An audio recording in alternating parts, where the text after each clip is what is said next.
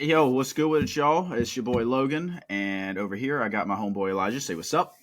What's up? Happy New Year's, guys. I know it's kind of a little bit into the New Year to say that, but it's our first one Yep. of the new year, so Yes, sir. First episode of the new year. Took a little break there, just so we could celebrate the holidays, kick in the new year, and now we're back. Like I said, we took a little bit longer into January because usually January is a dry January, and I don't mean that in terms of not drinking alcohol. I mean like movies are bad, music is bad. That's just usually how the year starts off. Maybe not so much the case this so far this year. We'll talk about that in a second, but first I just want to ask Elijah, how'd your Christmas go? How'd your New Year's go? You do anything fun? Anything like that? yeah. I mean, both Christmas and New Year's went pretty well. I'll say that I didn't get too much crazy things for Christmas, but I got stuff that I really enjoy. I got gift cards to a bunch of different stores for clothes. I haven't used Okay. those yet because if you guys didn't know, Christmas sales are not the best sales. Actually, you want to wait until, depending on what you're looking for, at least you want to wait a little bit and try to let the sales kind of develop some more. But aside from that, it was just great seeing the family. And the New Mm-hmm. Year is always great to live to see another year. Yeah. Yeah. No doubt. I'll agree with you there. There are some good like post Christmas sales. Some things are pretty good there, but definitely not like Hmm. it's not the time to get clothes. Um, Yeah, clothes it's more so specifically, like I should say. some Yeah. some electronics, some electronics. Mainly, it's Hmm. that's the best. I'll tell you what. After Christmas, that's the best time to buy a Christmas tree. If you get the fake Christmas trees, of course. If you get a real one, you're stupid. Uh, and I mean, you're stupid to get that right after Christmas. Not that you're stupid to have a real Christmas tree. Um, but yeah, Right. same here. I got some pretty good gifts. I got a pair of Tims. I actually got a Okay. MetaQuest Yep. 3, which I was very shocked to get that because I had mentioned like right before Christmas, I was talking on the phone with my mom, like, hey, I've just been looking at this, but like, don't get it for me for Christmas. I'm kind of still looking into it. But I was Hmm. thinking about getting it for myself, and then boom, there it is. I'm like, well, shoot. All right. Definitely a good present. That's not me complaining. Like, I've used it. It's a lot of fun, but that just caught me off guard, definitely. A couple of video games, couple of other clothing items. Yeah. Pretty good Christmas altogether, man. Yeah. And then as for New Year's, yeah, I didn't get I'm not going to say I didn't get to bring in New Year's the way that I wanted to. I had a lot of fun. The problem was, so Celia's cousin had a wedding. We went to that, and it was out of town. It was her cousin, so I ended up being the driver. Let's just leave it at that. Um, Hmm. Yep. but I either understand way, that. we came back on the first. I sat down watching Michigan win that game, win a championship. So that was really cool to see. I'm not saying I'm a Michigan fan, but I've always pulled for them. My mom's from that area, so I've always pulled for them. They also helped me win some money by winning the championship there, so that's super dope. Otherwise, just been focusing on getting back into work, bettering myself as everyone else does throughout the new year. I've always been Of course. at least over the past couple of years, I've always been in the gym. I have my own gym at home, but kind of tweaking little things here and there to get even healthier. Um, yeah, just like I said, working on bettering myself just as everyone else does. Yeah, good, I would say a good new year. 2024 is looking like it could start off to be a good year. Um, I'll keep my fingers crossed for that. Um, Moving right along, though, on that same note, Elijah, did you set any goals or resolutions for this year? I don't know if that's something that you do or not. Yeah, I mean, I think that for the most part, I'm not a big believer in like the standard New Year's resolutions like getting the gym, yada yada, whatever. Yeah, Just because yeah. people say that nobody even keeps up with that. But I kind of Well, set a myself a lot of people goal. also go super scorched earth on that, and that's why those fail. Exactly. Like I am going to get back in the gym more this year, but I've Mhm. taken it slow because I already know how it's gonna what Yeah, happens. I'm like, let me take it yeah, slow and build into it because that'll be better yeah. than just trying to go hard and like you You go said. that first But week for 3 hours a day, you're not going to stick with mhm, that. exactly. But I've set a realistic goal for myself. One thing I've been trying to do, I am worried about my health as well, and I'm cutting back a lot on sugary drinks like sodas, Okay. teas, all that. I've been making a bigger emphasis to drink more water constantly. So like All right, usually McJenkins. I'll be I'll be I'll be at home in the morning. I'll wake up. I'll drink a glass of water immediately, like before I do anything else. Drink a glass of water. Brush my teeth, eat breakfast. drink a glass of water with breakfast, and then Mm-hmm. just throughout the day, just constantly drinking water because water is super important. My Yeah, I my bet you pee a overarching lot. goal, I should say. I do, yes, but over time, the more I get used to it, the less I'll, obviously your Yeah, body will adjust to it. yeah. So, Oh yeah, I just have to deal absolutely. with it for a few I weeks. But once I get I used to actually it, saw I actually saw a YouTube video that said if you would drink a full glass of water or bottle of water right, like not maybe not right before bed, but within that last hour or 30 minutes before going to bed, you won't wake Mhm. up feeling like you need to drink in the middle of the night. And of course, you might wake up having to use the bathroom, but again, like you said, your body will adjust. Um, that's Exactly. something I want to start trying, but I just haven't gotten around to that yet. Because dang, it's hard enough to go to sleep already. Sometimes it's so inconvenient to wake up and have to use the bathroom and go back to sleep. But I mean, I will say, if you can get past that just for a little bit, especially if you're already used to drinking a lot of water throughout the day, your body will start getting Yeah, used to it, and eventually, even drinking that one glass before bed will stop. You'll probably stop having to go to use the bathroom in the middle of the night. yeah, yeah. Exactly, Um, exactly. Your body adjusts. but yeah, I mean, just in general, I'm more focused on my health. So another goal I said is do a lot more self care. Like one of the things Mm-hmm. by that is I invested in some products, not nothing too crazy, but like some products for skincare for my face specifically. And then also Yes, sir. I'm setting myself a goal of every 2 weeks on the dot, every 2 weeks getting a haircut, going in and getting a Okay, haircut every two okay, weeks to just okay. because it's not necessarily that it's less about the looks per se. I mean, yes, obviously I want to look good, of course, but like it's more about just saying to myself, I can commit to keeping my hair looking nice every 2 weeks. Yeah. Is Instacart paying that good? Because I can't afford to go to the barber that often. Hey, listen, man, Instacart is a great platform. If you guys don't know, Instacart is really really nice paying. You do especially the area I'm in. It depends on the area you're in, but if you're in or near a city, a big city, especially, obviously that helps a lot. You can make a lot of money, honestly, especially if you do it the right way. But Mm-hmm. you know, I also think about it from the perspective of like money is always something that can be made. You can't get time back, but you can get money Mm-hmm. back. So like Mm-hmm. I think I think it's worth me doing that, spending that money every 2 weeks because like it's $30 for me at least, 35 if he shakes up my beard. But like, Well, yeah. it's you can look at it as $35 every time, but I look at it as $35 every 2 weeks, and that's helping my hair to get healthier. Yeah. I'm just trying to think more positively throughout this year as well. Like turn Yeah, everything that's from good. That's good. instead of looking at it like, oh, this is a negative. Like say, okay, you know what? Instead of looking at negative, what's the positive part of it? Okay. I like that. But I've rambled on enough about mine. What are some of your goals or Okay. resolutions for this year? Yeah. So I do believe in resolutions, but I also believe in goals, and I think there is a difference. Let me Mm-hmm. break that down a little bit. So a resolution, I think, is something huge, something that's completely different. Like if you're really out of shape, you want to get in shape, you want to go to the gym. That's a resolution. Whereas a goal for me is like you said, skincare routine. The reason why I applauded to that, of Mm-hmm. course, that's something that I started a little over a year or two ago. So I always love whenever another man says that he's going to get a good skincare routine because not enough do Mm-hmm. it, and y'all walk around with the roughest, ugliest faces I've ever seen, man. You get a good skincare routine, man, you might look better than your woman. Um, And listen. Just a PSA: you don't need to have a girlfriend to have a good skin routine. Go ahead no, and establish it absolutely, now before you absolutely. have one. Because trust me, if Yep, you establish yep. it now before you That's have one, girls are gonna love that. yep.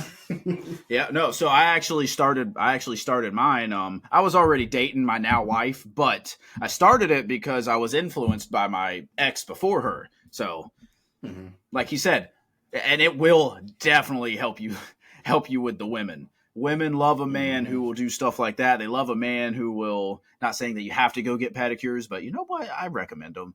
They love a man who takes care of himself. Um, Exactly. It's just but about yeah, taking care going of yourself, going looking nice. going back to what I was saying, I'll go through my goals first, which, like I said, are more small things, Mm-hmm. just little adjustments in life, and then, like I said, a resolution to me is more of a major adjustment in life. So my goals so far this year, First off, like I mentioned, dry January for music. I'm actually trying that just to not have any alcohol for the month of January. The reason that Okay. I'm doing that isn't because I think I drink too much. I don't think that's the case. It's more so I'm trying to set myself up for a healthier 2024.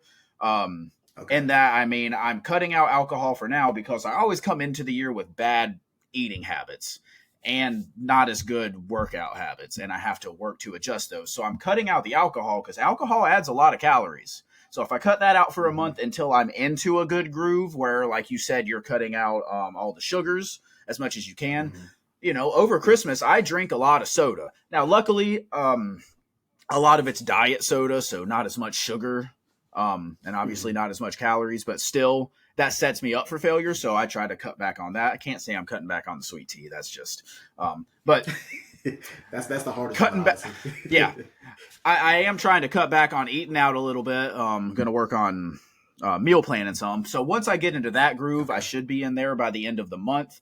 Then I can reintroduce the alcohol. Have a whiskey with a cigar, something like that. Maybe have a beer with a game. But like I said, it's not. It's not like I'm an alcoholic. I'm not going that far. So that's one thing that I've been undertaking. Another thing, I set a goal for myself. So last year, my resolution was to read more. And the reason why I Okay. say that was a major adjustment in my life last year was because I basically read like maybe a book or two max a year. Whereas last year I made it a goal like I'm gonna try to read a lot more. I didn't have a specific goal, but I was like I'm gonna try to read a lot more, right? And through the year I was already achieving that goal. I would say I probably by September I had read 5 to 8 books, which is again a vast improvement from what I was doing. But then once I got to Hmm. December, I don't know what happened, but something clicked, and I think I read 5 or 6 books just in the month of December alone. Um, so I set a goal for myself this year since Okay. I was already on that pace. My goal was to read 25 books in the year of 2024. Let me tell you, I have set myself up to far exceed that goal because I have already read 4 books and it is January 17th, and I'm probably about 20 Wow. pages from Okay. finishing my 5th book. So I'm on a good pace for that. Yeah. What books have you read, if you don't mind me asking? So for what was it? Black Friday, I saw for Okay. sale the Aragon Inheritance series. I don't know if you've ever heard of that, Ah. but it's Okay. yeah, Yeah. yeah. So they I made a have. they made a movie about Aragon way back, I think in the mid 2000s, late Hmm. 2000s, before the 2010s, anyways. So I had already read. So I got all 4 of those on sale. I had already finished the first one by the time that the new year rolled around, and I was actually about 300-ish pages into the second one, Eldest, by the time the Hmm. New Year's rolled around. But being that it was a 650-page book and I was about 300 pages in, I went ahead and counted that on this year because I read over half of it this year. Um, then I Right. finished the third. Then I finished the third one, Brissinger. I finished the fourth one, Inheritance, and I have read The Anatomy of Deconversion, which is like a Christian book about why people are leaving the faith and stuff like that. And I'm currently working Gotcha. on Drive. I'm currently working on Drive, the book written by Larry Bird. He actually wrote that during his 89 or 90 season or like in the off season. So he was still actively playing at that time. And that is a really good book, I'll say. And he, like I said, he actually wrote that with a little help from Bob Ryan. But for the most part, he wrote that book himself. So that's super cool because a lot of books are by athletes or whatever, but very rarely do they actually write the books themselves. So it definitely gives a perspective into who he is. I think that's super cool. One of my favorite athletes. Of course, I'm a Celtics fan, so um, Okay. yeah, that's another one of my goals. I'm trying to think, was there any other goals I had? I think that might have been it. Other than again, just get a little bit healthier, think more positively. I am trying to actually. So I've always been a gym person, but I'm trying to put more focus on like active meditation and stretching, foam rolling, stuff like that.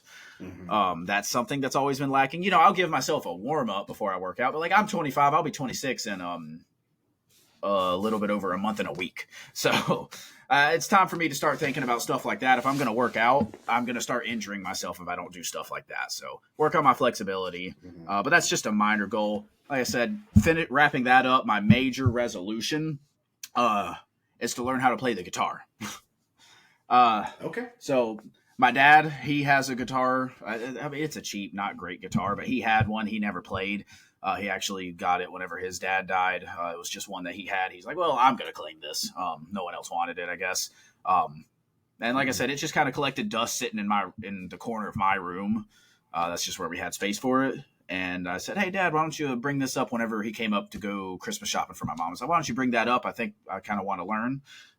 So he brought it up, and actually, I hadn't really touched it since then. Like I said, I was busy at that time of the year, and I wanted to make that my New Year's resolution. So I actually last night just got it in tune. I found a good YouTube Okay. series so I can learn how to play for free right along. Yeah, like I said, I'm not trying to join a band or anything like that, but just, it'd be cool to know how to play an instrument. As much as I love Right. music, I think that would be something that would be fun. And I have an acoustic. Um, so that goes into like I wouldn't mind learning how to play some pop, some country, but then also eventually once I wanted to learn on acoustic so that those skills could start to translate to electric, and I could play any genre of music for the most part. Exactly. It just seemed like Okay. fun. I like Like that. I said, something to take up my time, and I don't have the space for a drum kit. So yeah, That's for 2025. I don't know about all that. I will say on that note, I was influenced to start learning an instrument by the movie Whiplash, which of course is a drummer. So, but moving along from that, let's talk a little bit about the music that's come out so far this year, Elijah. Um, Mhm. and if I can say, like I said, usually we don't have that great of a start to the new year.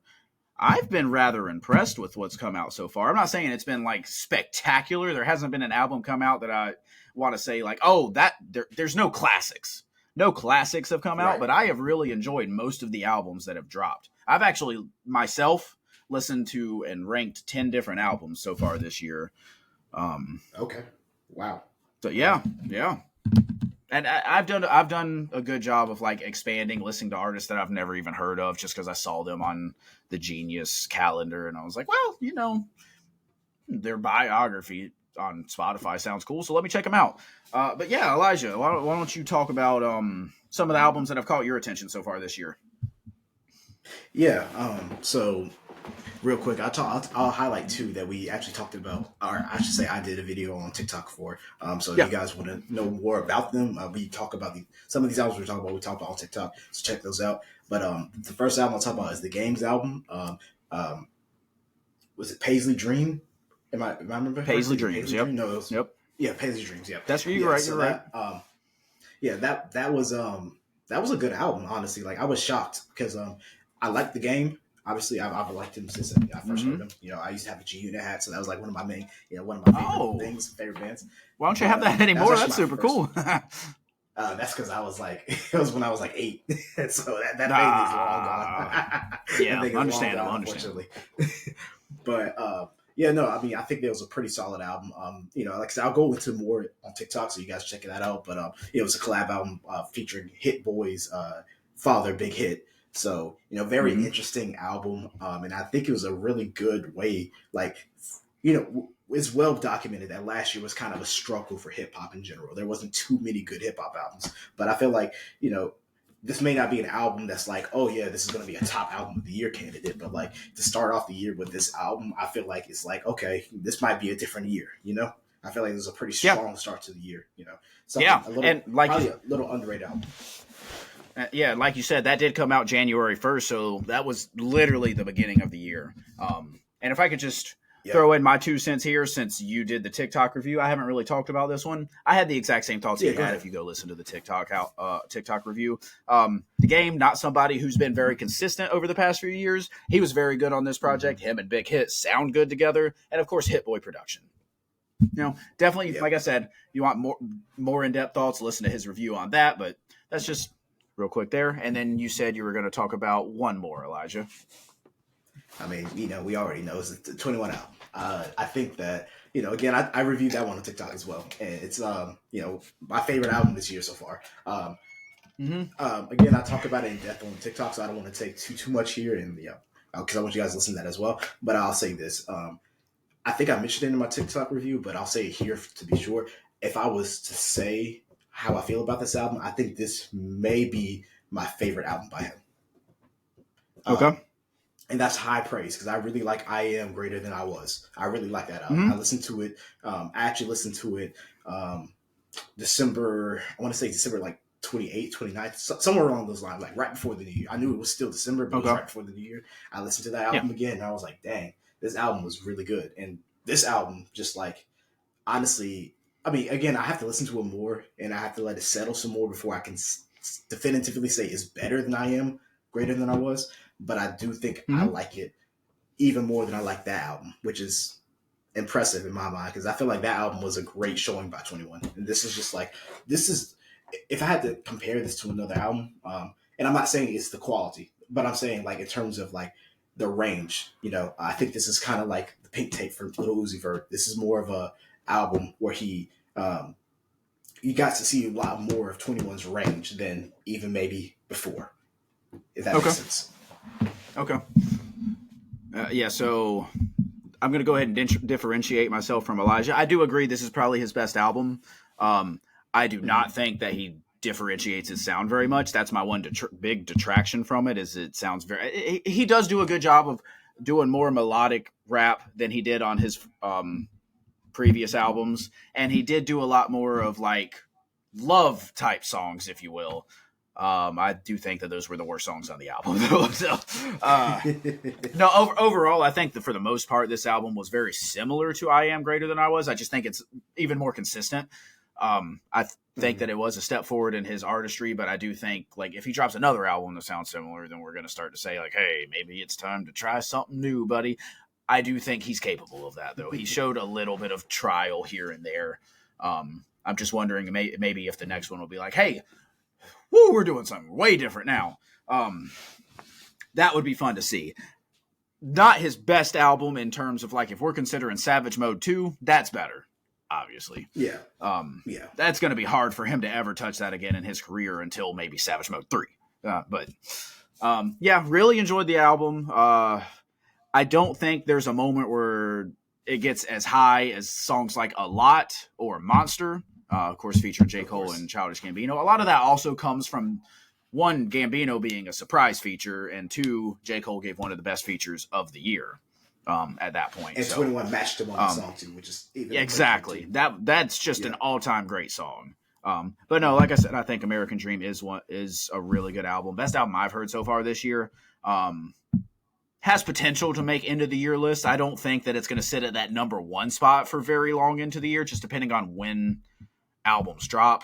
Like, I don't think it's going to finish the year number one, but it has potential to make my top 25. I think. I agree, and I just want to clarify. Just to clarify, when I say range, I don't mean like his sound in particular, like himself. But I'm saying like the beat selection, the type of yes. I guess I hate to say vibes because that's not necessarily what I'm saying in this, but like kind of like if you listen to if you guys listen to Dark Days, for example, the last song of the album, you'll know what I mean by like the range. Yes, like, that was probably the best song on the album. Ooh, and Mariah really killed it on her feature, man. Oh my god, I love that song, man. When I heard that song, I was like, yeah, this is my favorite song on this album right now. Yes. But yeah, so those are the two so far that Elijah's talked about on TikTok. Like we said, listen to those. I'll talk real quick about the ones that I've reviewed on TikTok, and then I want to go a little bit, not very in depth, but a little bit more in depth on the ones that I haven't talked about and won't talk about on TikTok for whatever reason. I'll get into that in a minute. But if I can start, I actually just posted this review on TikTok, like within the last hour or two. Boldy James, Penalty of Leadership, him, another album where he's getting production from Nicholas Craven. Those two have great chemistry together. I said that in my review. Really enjoyed this project. He gets a little bit more personal because he's talking about, on some songs anyways, he's talking about surviving his car crash from, I believe it was earlier last year, which kind of threw off his release schedule a little bit, which is crazy because he still, I'm pretty sure, he definitely released at least one album last year because I talked about it at the end of the year, but I think he released more than one. If I can double check that. Um, yeah, so he dropped Prisoner of Circumstance and Indiana Jones last year. Yep. Yeah, so that's pretty cool that he dropped a couple of projects last year, and he could have dropped more. So either way, yeah, him and Nicholas Craven have really good chemistry. That's another one of my favorite albums I've heard so far. And it's only 36 minutes. He does a really good job of getting you in, getting you out, not sticking around too long that it starts to wear on you. But like I said, check that out on TikTok if you want to hear more of my thoughts. You got anything to say about that one, Elijah? I mean, honestly, I listened to it. I only listened to it once, so I can't say too much more than what you said. But I will say that Yeah. I didn't realize he had had a car crash. So it's impressive to think about it from the perspective of like he dropped what you said 2 albums last year. Now this album now, so like good to see him still releasing music, basically. Yeah. Next one I'll talk about, and I think you'll have a little bit more thoughts on this one because it really caught me off guard that you enjoyed this one as much as you at least acted like you did. Sprint's Letter to Self, a band that I had never heard of. Like I said, I discovered them on the Genius calendar. I went to their page. I was like, this was the first weekend of the year. I knew there wasn't going to really be anything that I wanted to hear that bad. So let me check them out. Pulled it up. Had a good bio. It was rock, so I was like, screw it. I'm going to listen to this short rock album. Man, a lot of fun. Do a really good job of letting their instrumentals build in tension and then just come crashing down hard. And this lead singer does a really good job of keeping up with that where she doesn't get drowned out. She sounds natural over it. Really enjoyed the album as a whole. It went by fast, and I wanted to keep listening to it again and again. Yeah, I do want to say that I actually did enjoy it. Like I wasn't just saying that. I did enjoy it for it to be because it's more of an alternative rock album, which I really love. Yeah. I love how one thing I like about alternative is I love how even though like it all flowed together, but they all sounded kind of different at the same time too, and I love that. And I loved Ticking, which is the first song off that album, of course, and I did also Yep. loved Adore. I think that as far as this is their debut album, in case you guys didn't know.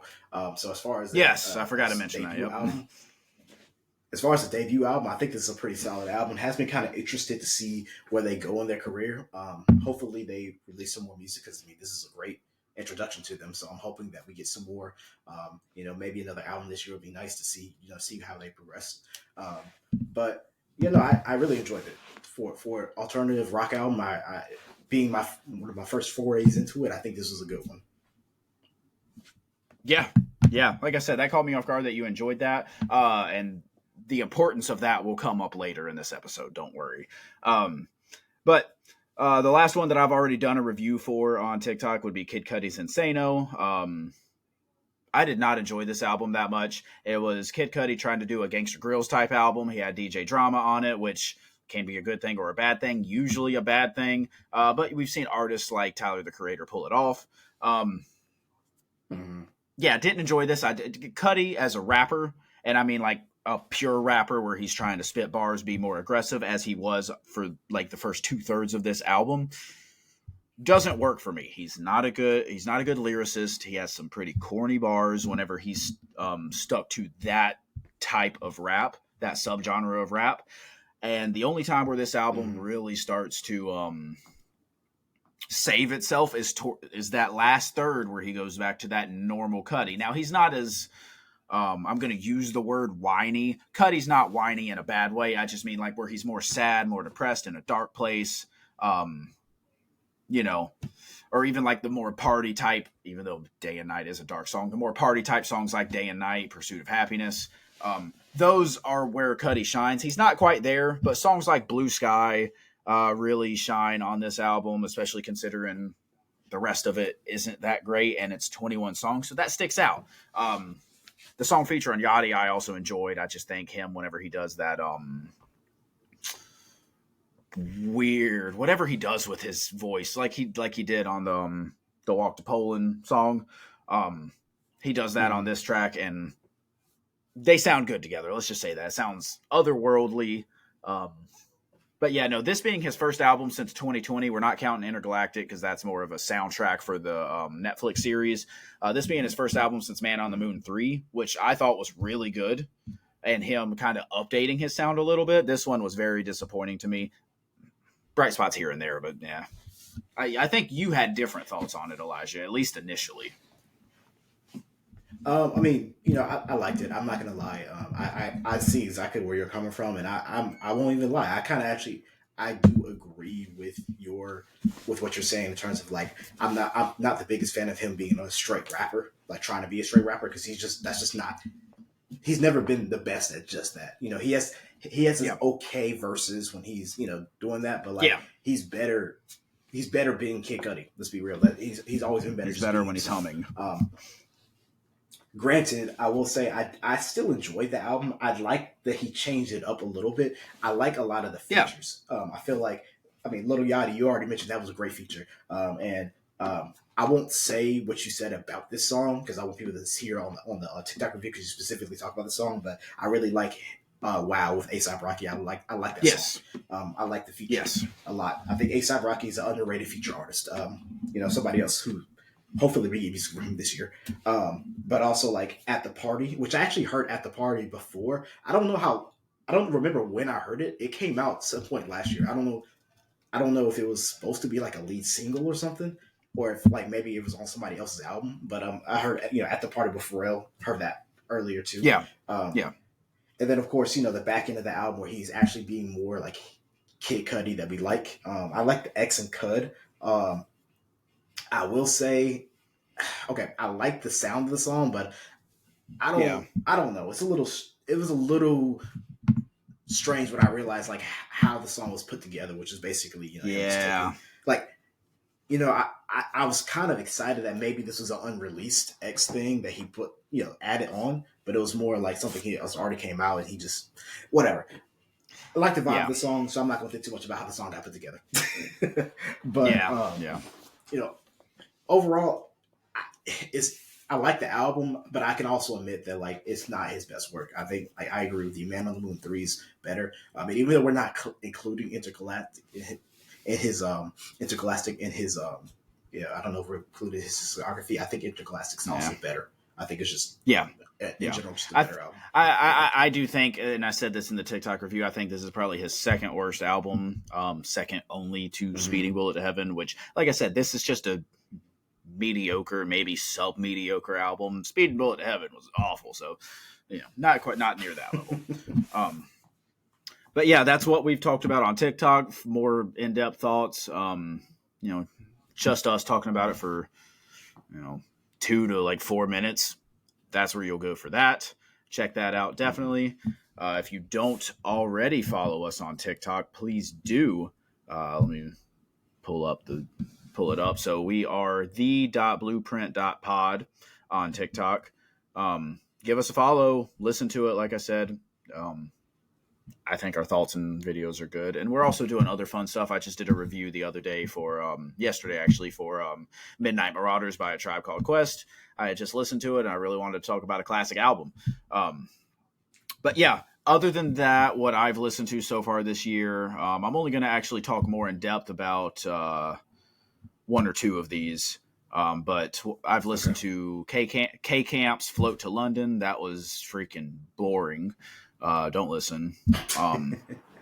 Armin van Buren, I think I'm saying that right. Breathe In. That's a was it EDM like dance music album. I mean, that's not my genre of music, and for what I've heard from my friends who do enjoy that kind of music, it was just decent for that genre of music. But I didn't think it screwed up anything. So if you like that kind of music, maybe give that a listen. Kali Uchis dropped Orque Diaz. That is a fully in Spanish album, so I can't really give my thoughts on that other than to say she sounds good.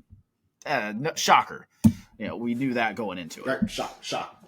Shocking. Yeah.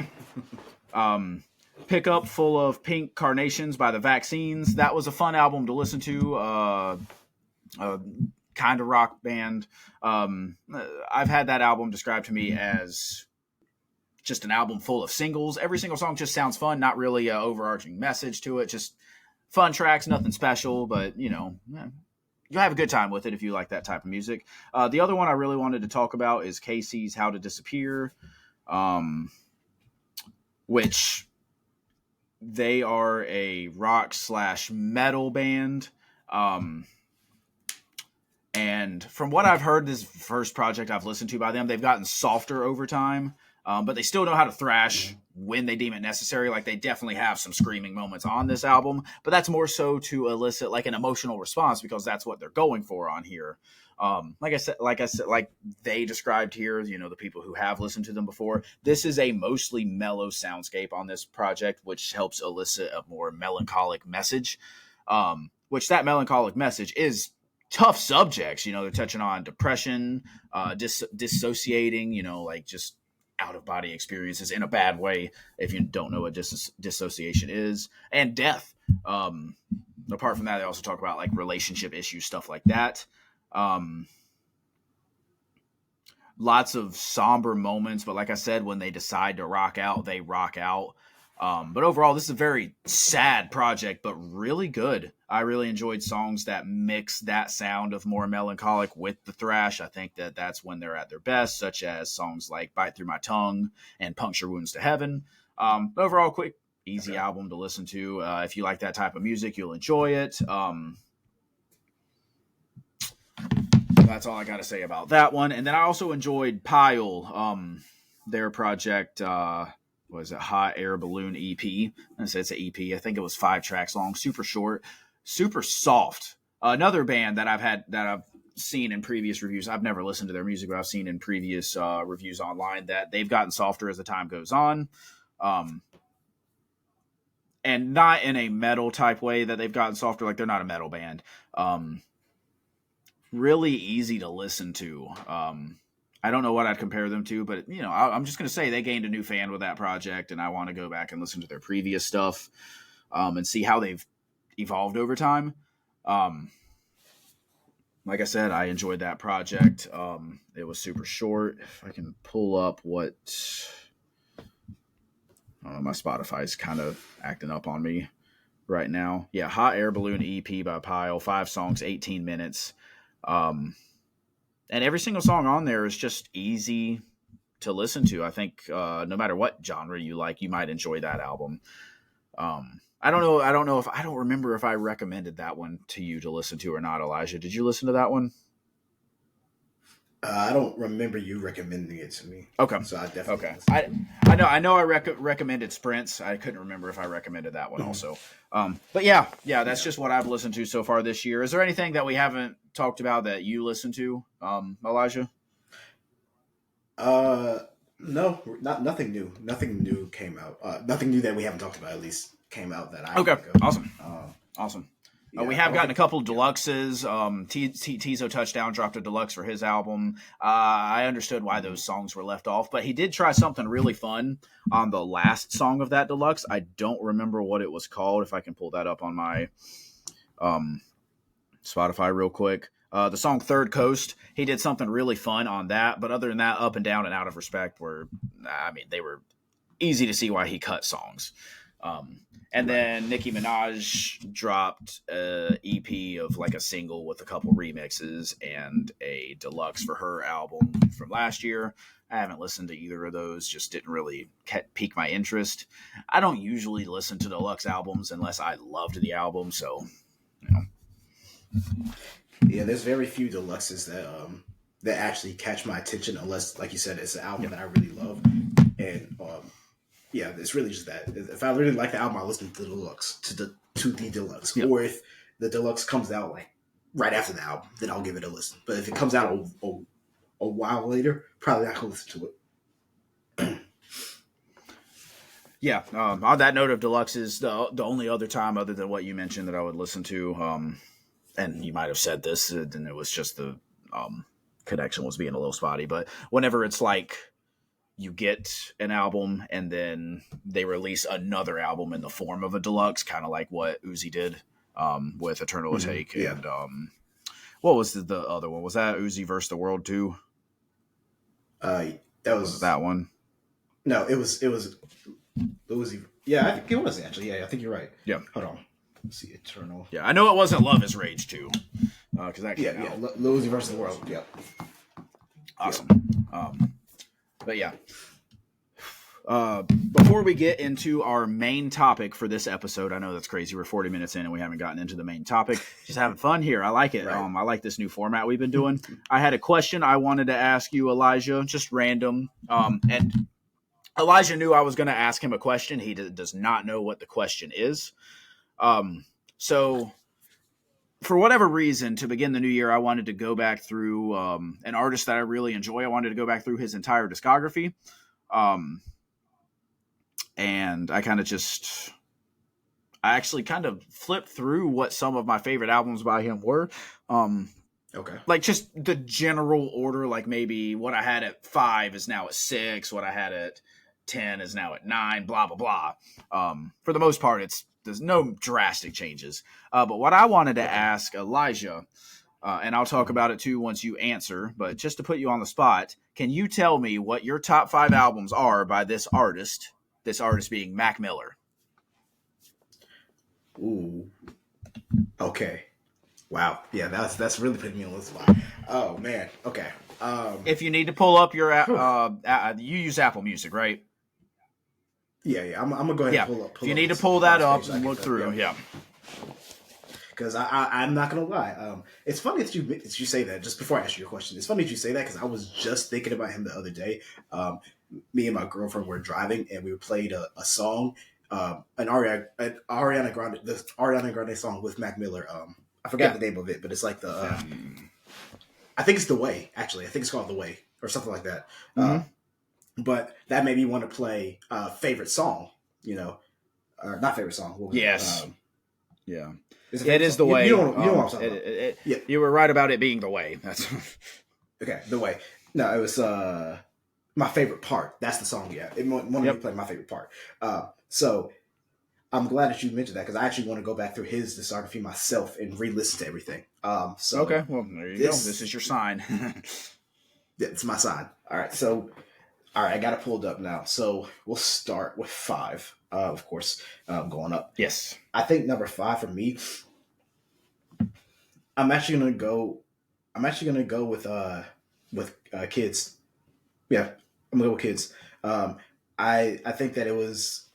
I really loved his debut album, obviously, and I think that it was surprisingly it was one thing it put me on him. Like I listened to it and I was like, wow, I like this artist. And I'm big. If you haven't been able to tell, I'm big on artists having debut albums that put me onto them very strongly. Because if you can put me onto you strongly with your debut album, then I'm really going to be invested in listening to the rest of your listening to the rest of your albums. So before you move on, would you say for that reason that you have like a little bit like I know whenever you first discover an artist, whatever album it is, sometimes you have a little bit more of an emotional attachment to that one. Would you say that's the case here, or do you generally believe it's? I will definitely admit my bias there. Okay. That's definitely an emotional attachment thing. Yep. I asked that because when I went through, I kind of ranked all of his projects. There's 11 on Spotify, including all the mixtapes and everything. And I'm talking about all of them. I absolutely had Kids at 11. It's still good. Hey, it's still good. But I thought it was by far his worst project. And you know what? Again, I'm going to have to go through his discography again so I can really give a ranking. So I'm definitely going to want to revisit this whenever I finish that so I can re-rank this because I'm sure it's not going to be 5 again. But I'm saying 5 now just because of... Okay. I'll be honest. This is the nostalgia factor. I'll just say and there's nothing wrong with that. Music is very subjective. It's not like we're saying these are definitive. Yeah. I think number 4 for me would be... it's a tough one, actually. I want to say Macadelic would be my 4th one. Okay. I just really I'm not gonna lie. Fight the Feeling is one of my favorite Mac Miller songs ever. Yeah. And that's really one of my favorite Mac Miller songs ever. And I like this album a lot. When I remember that wouldn't have anything to do with Kendrick Lamar being on it, would it? But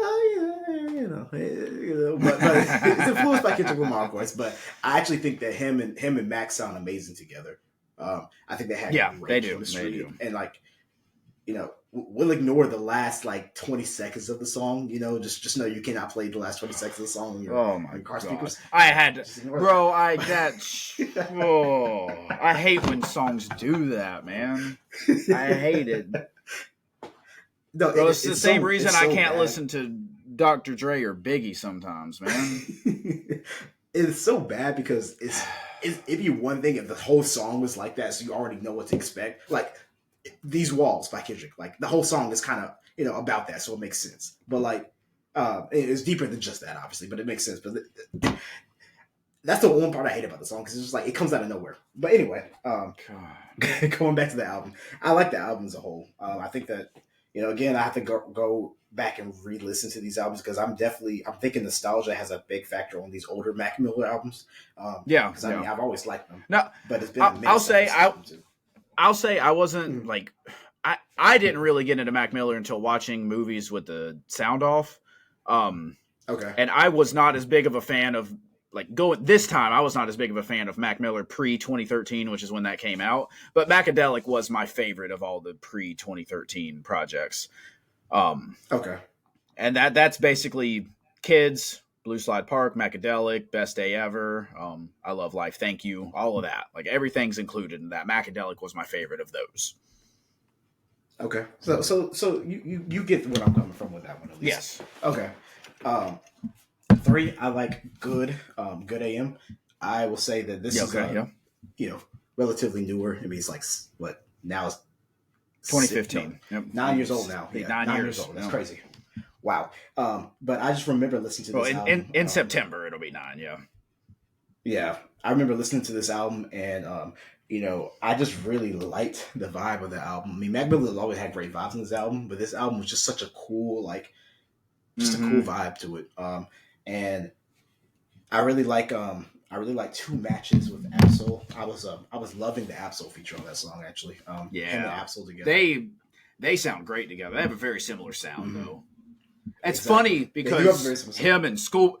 That's funny because just thinking on the lines of top dog artists. Obviously, you've already mentioned Kendrick. We've already mentioned Absol, but he was closest friends with Schoolboy Q out of those 3. So that's funny that we're talking about how good he sounds with them.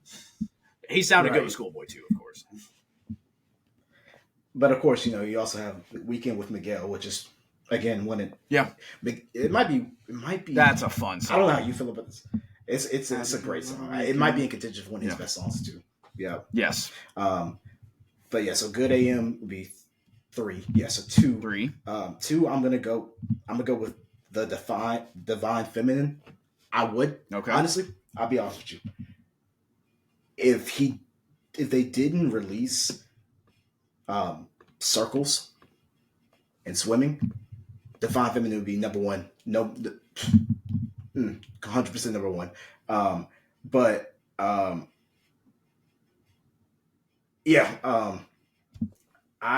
have to put Divine Feminine at number 2 because I'll tell you when I promise afterwards. But I'll talk about the Divine Feminine. Divine Feminine, and I know that look on your face, but I'll explain why I made my choice. The Divine Feminine is probably the album of his that I've listened to the most. Honestly, okay. I've definitely played this whole album so many times, and because what I love about this album is I love that all of the features on this album just hit.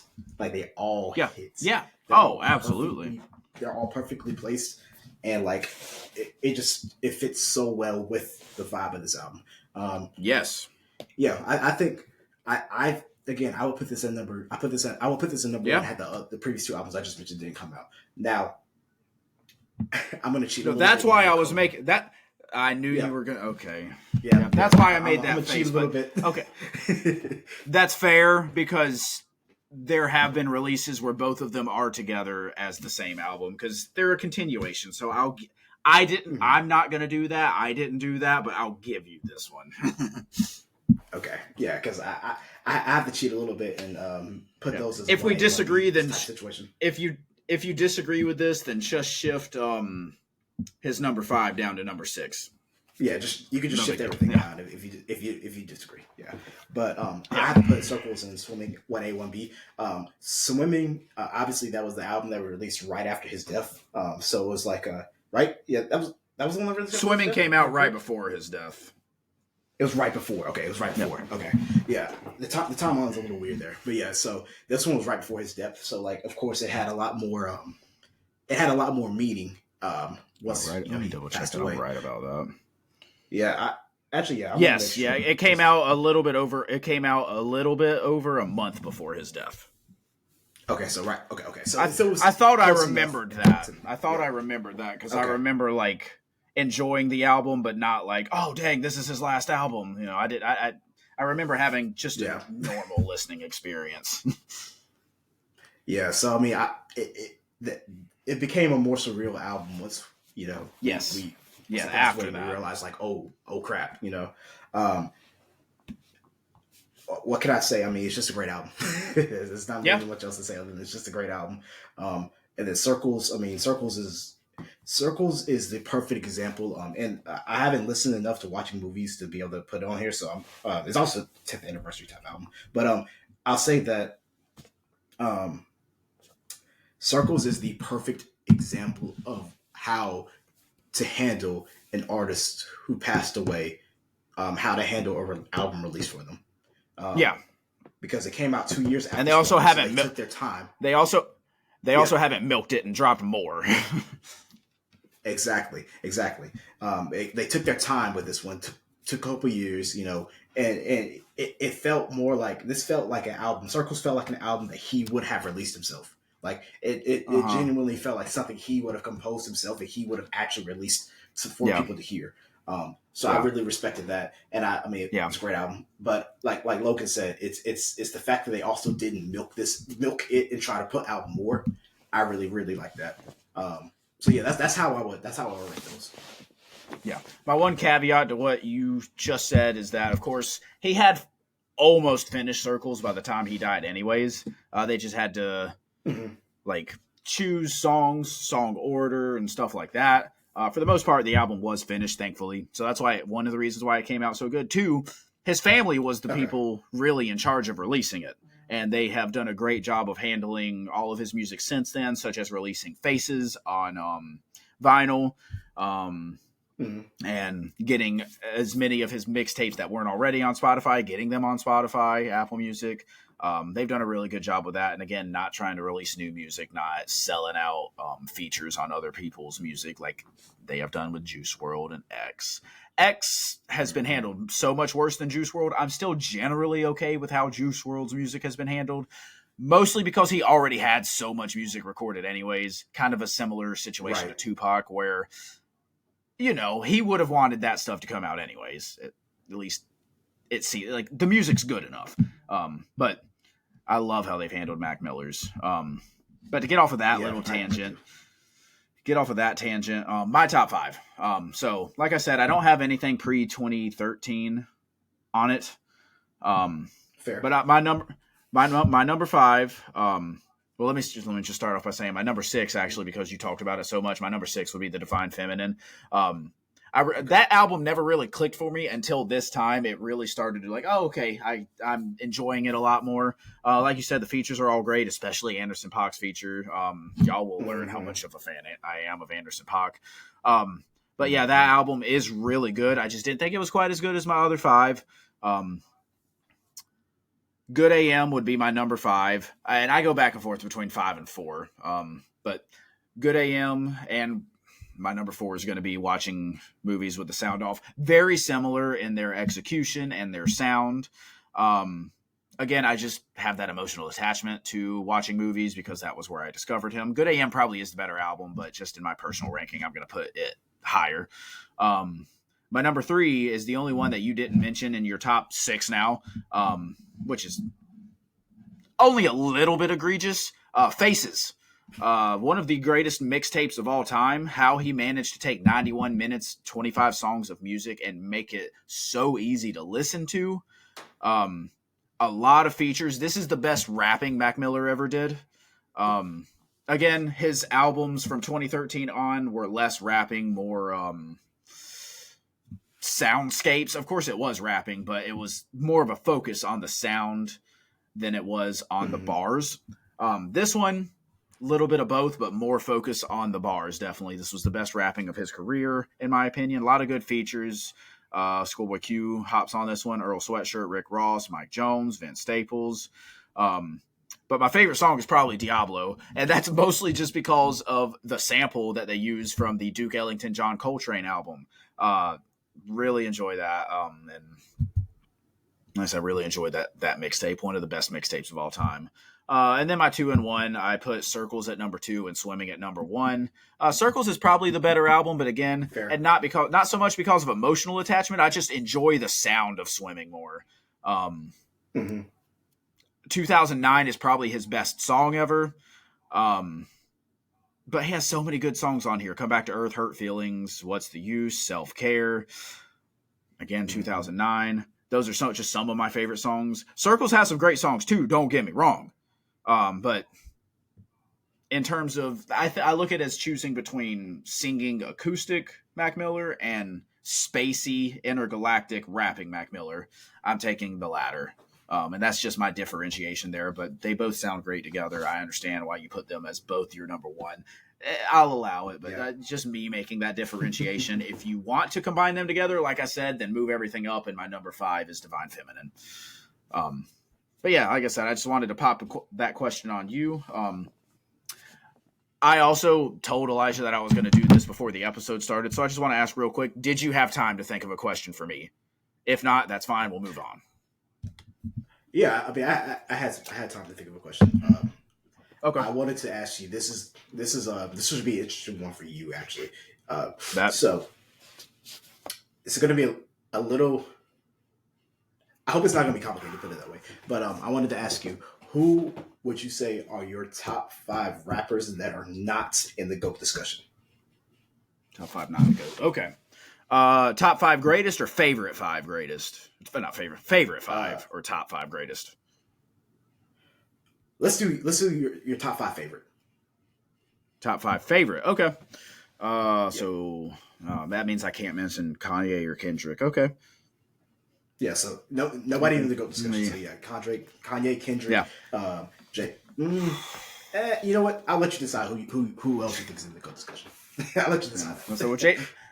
You were about to say J. Cole. I don't think J. Cole's in the GOAT discussion, but he also wouldn't have made my top 5 favorites. So I guess that's, whatever.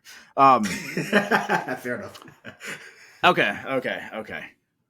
So I'm pulling up. The only thing I'm using is my Last FM because that shows who I listen to the most. I feel like that's a good way to see. That's probably a good way. Yeah, I agree. Okay. So number 1, I have to mention because he's up there in terms of my favorites. Top 3 favorite artists, probably. Denzel Curry. You knew I was going to say that. Denzel Curry, I freaking love him. Yeah. Love his music. I knew he was going to be on there. I wasn't sure where.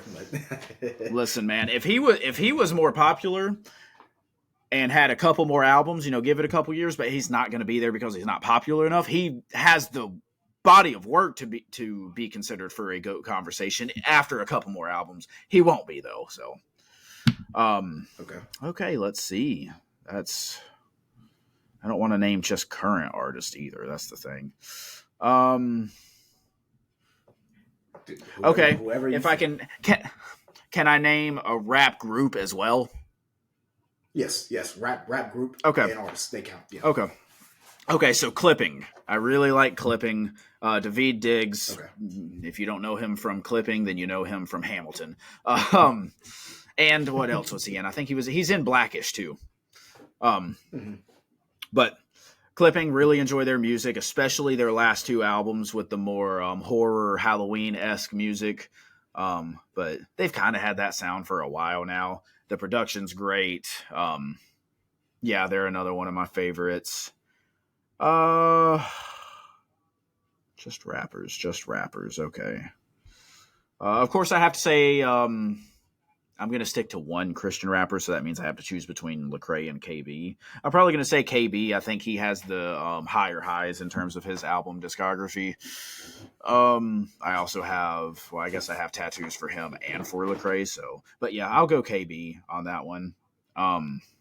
Okay. So Denzel Curry, clipping KB. Yep.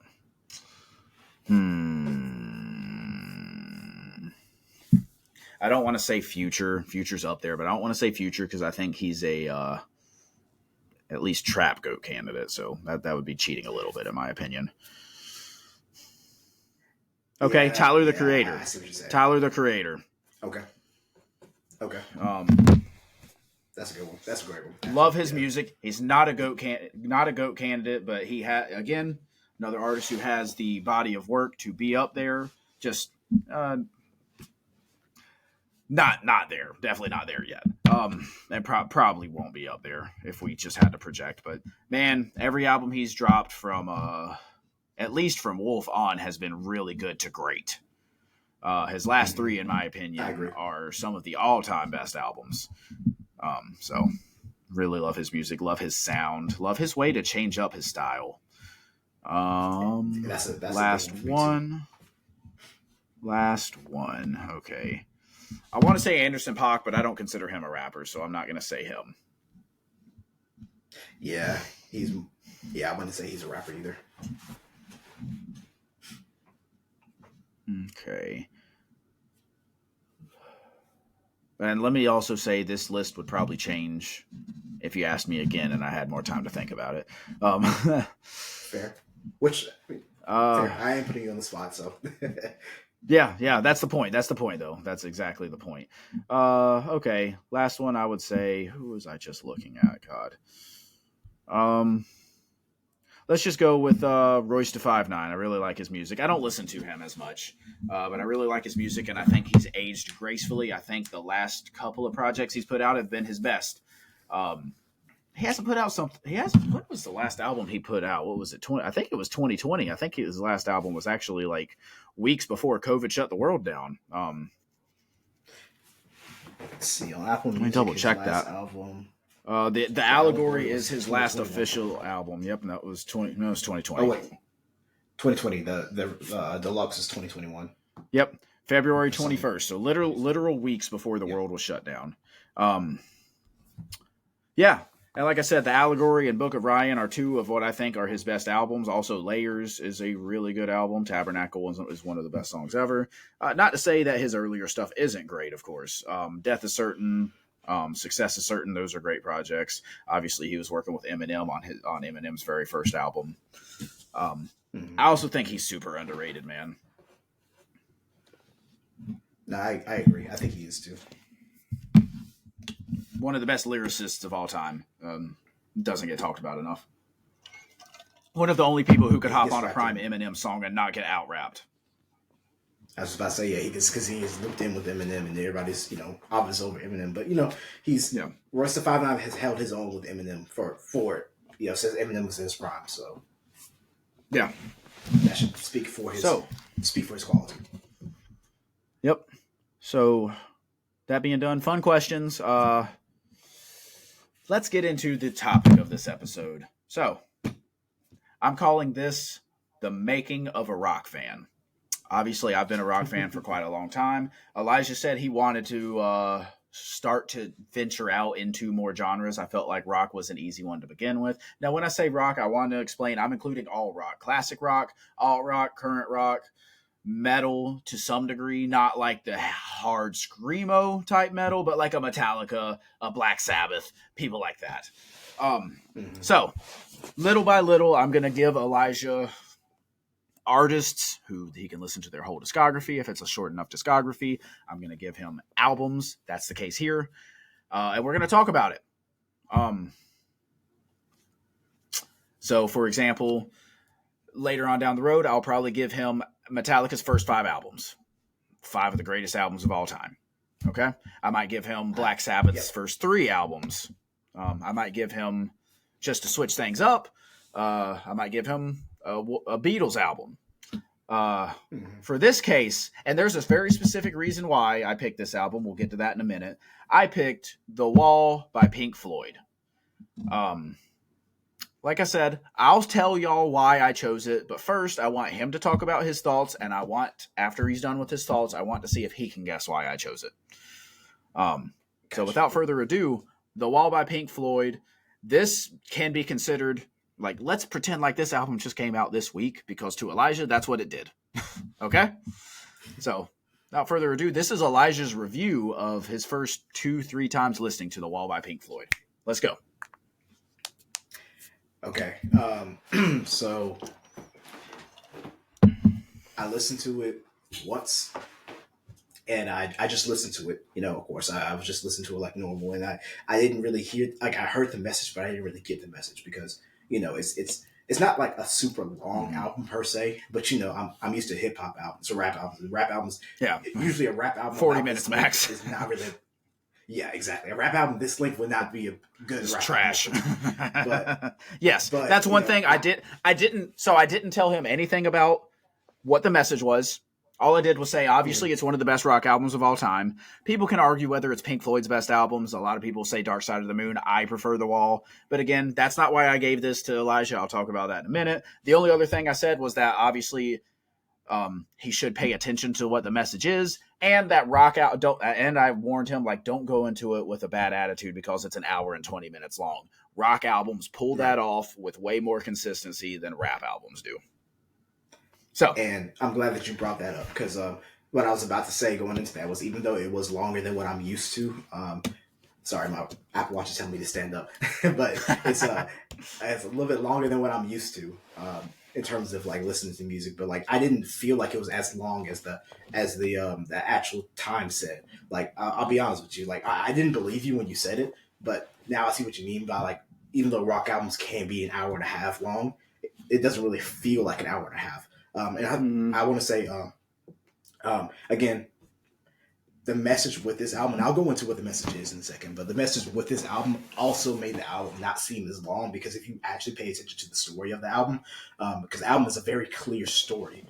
If you pay attention to that story of the album, it actually makes the album go by so much faster too, like to the point where I was genuinely surprised, and I was like, dang, I'm already like, because it's like, so since we're pretending like this just came out, and for me it just did. This is kind of like a side A, side B type album.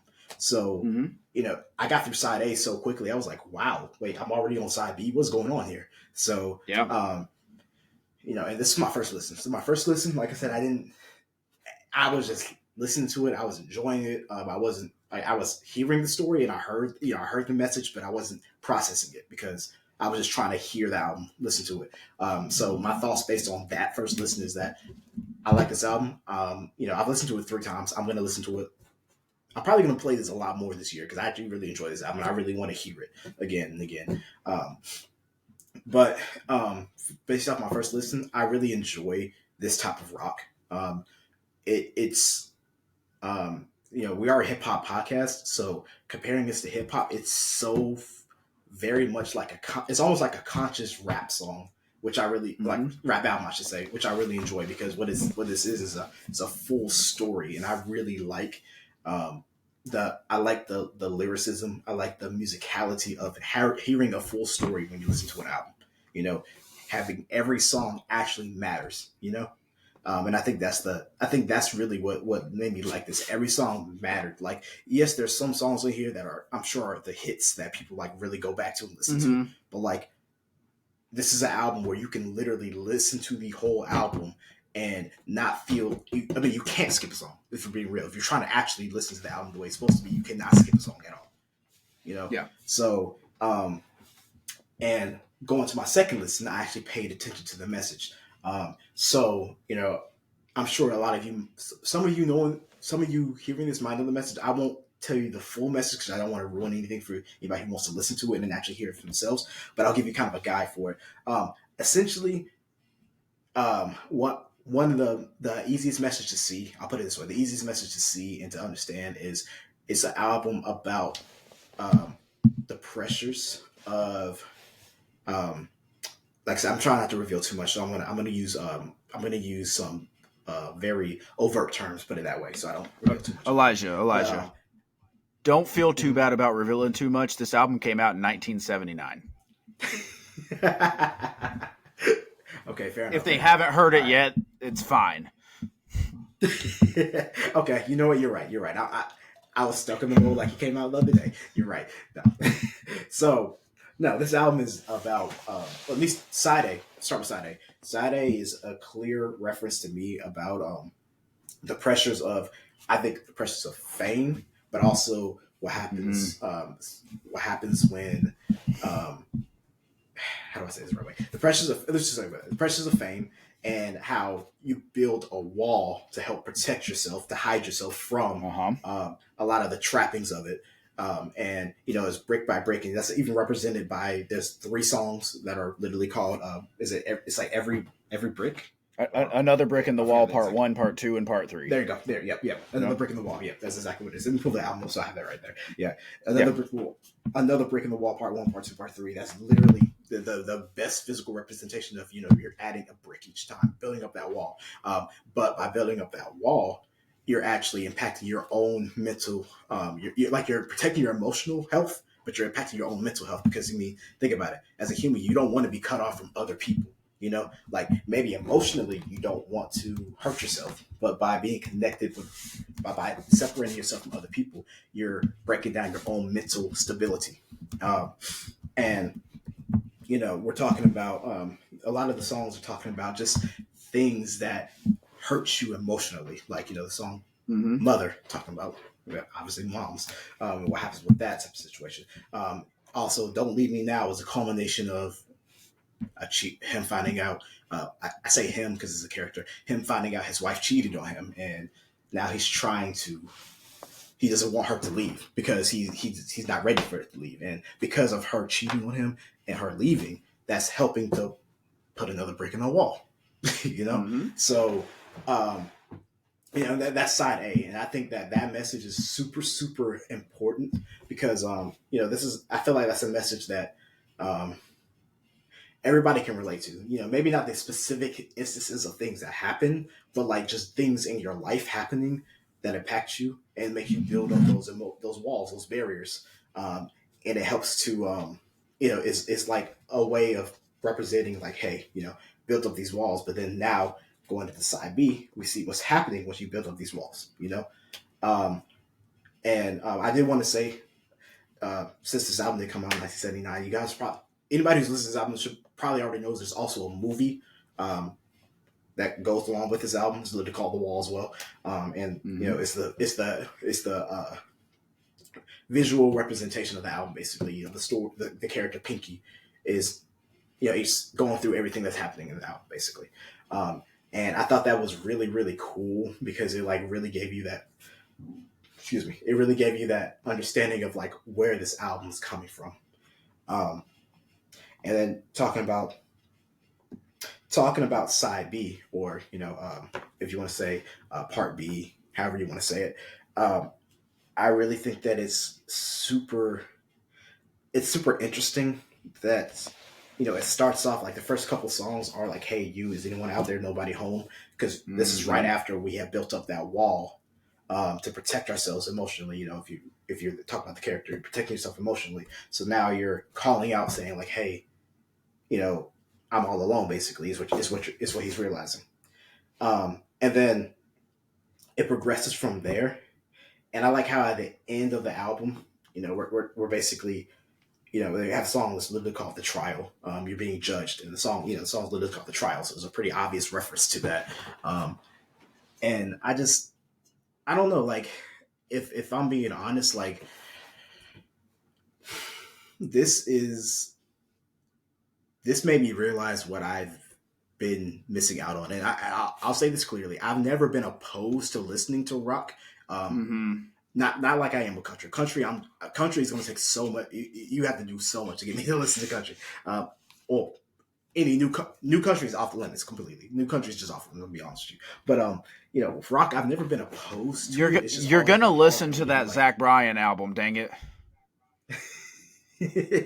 I'll listen to the Zach Uh, Bryan album, but I'll it's also add the caveat that Zach Bryan album isn't just strictly country; it has some rock influences. So, okay. but Fair enough. Fair enough. back to the Um, main story here. but yeah, so for me, this album, I think that because you asked like why do I think you chose it for me to listen to, and I'll tell you why I Other think than the fact that it's honestly, one of the best ever. Of course, yeah. Yeah, And that's going to be the you case can with tell, most that I give you. but I think the reason you chose it, I think at least from what I know about you and what you know about me and how our friendship is, you probably chose this one. I'd say because what obviously this message behind it, the story behind it, but two because to me this is a very much like I don't I can't think off the top of my head like I can probably say like hip hop was so influenced by an album like this. It had to be because Mm-hmm. the story of this album is such a significant and deep story, and like some of my favorite artists like Kendrick Lamar, like having an album like sort of like not like this, but like having make an album where a whole story falls in line. That's why I've always loved Kendrick Lamar. That's why I love artists like Kanye. Just having albums that tell a story has always been something I really like, and I really love the fact that this album tells an amazing story. This is Mm-hmm. I can't speak for the rest of rock because obviously I haven't heard much else other than this, but Yeah. you're saying it's one of the greatest of all time. I believe it. I can see why. Yeah. I can see why. Yeah. No, it's a classic for a reason. So you're right in why I chose it. There's a couple of reasons. One, I got this on vinyl for Christmas, so I listened to it and I was like, oh yeah, we were going to do that rock thing. Let me bring that up with Elijah. This is a good place to start. Two, Pink Floyd's gotten a lot more shine over the last year because of the Lil Yachty album, and how he really was clearly influenced by their sound. They're more psychedelic sound. So this album definitely has that psychedelic vibe to it, but not so much as like a lot of their other stuff. Obviously, it's more focused. Mhm. But yeah, the main reason why I chose it is the story and how much of a Kendrick Lamar fan you are. And Kendrick is the main artist who I think of when I think of like albums that tell a complete story. Every single song has a Exactly. point in that story. This album is Mhm. obviously another great example of that. So yeah, that's the reason why I chose this as your first, your entry.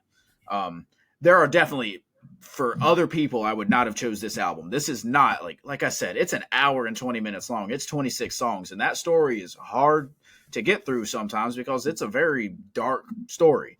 But for you specifically, I thought this was a good place to start. Um, Yep. yeah. So if I can talk about my thoughts, obviously I've been listening to this album for years now.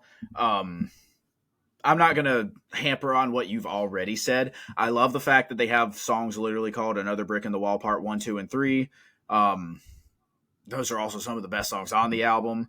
If I can just mention a couple other of my favorite songs, Young Lust and Hey You and Comfortably Numb are some of the best sounding songs on the album. Hmm. Vera, oh my God, that one can bring me to tears sometimes. Same with Comfortably Numb. The Trial. So you mentioned The Trial. That's not even really that much of a song. It's a lot more talking, just with a little bit of rhythm to it. But I love the point of that because as you can see the story going on, like you said, fighting against fame, adjusting to fame. But then also it's just like life in general and how life can beat you down. And a lot of people, whenever that happens, especially men, it happens. I mean, it's a big thing for men because we don't talk about our feelings. We'll build that up. We'll build a wall inside of ourselves to cut that off. So you see that coming, and it's anytime something major in this person's life happens, another brick in the wall, like you mentioned with Mother, and then Don't Leave Me Now. But then right after that, you see songs like Comfortably Numb, where he talks about like, I'm happy in here, I'm safe in here, I don't have emotions, I'm not letting that out. But as you go on further, some things start to break through, and then The Trial is like where I say, the worms, like the song Waiting for the Worms, like they're gonna, the worms that eat your decomposing body when you're dead. That's kind of what they're alluring to there. The worms, the demons, whatever that's inside of the wall with you, they judge you and say, dude, you've been showing human emotion. Tear down that wall. You're out of here. You don't belong in here with us. That's kind of like, that's literally what they're saying in there. Obviously, that's alluding to he wanted to get out anyways, subconsciously. So, yeah, like I said, it's one of my favorite albums of all time. And if I can say, because I'm going to talk about what your homework is next for the next time that we do this.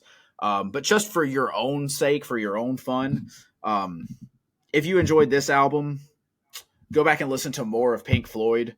And I'm going to say they have quite a discography. Don't listen to their whole discography. Specifically, The Dark Side of the Moon.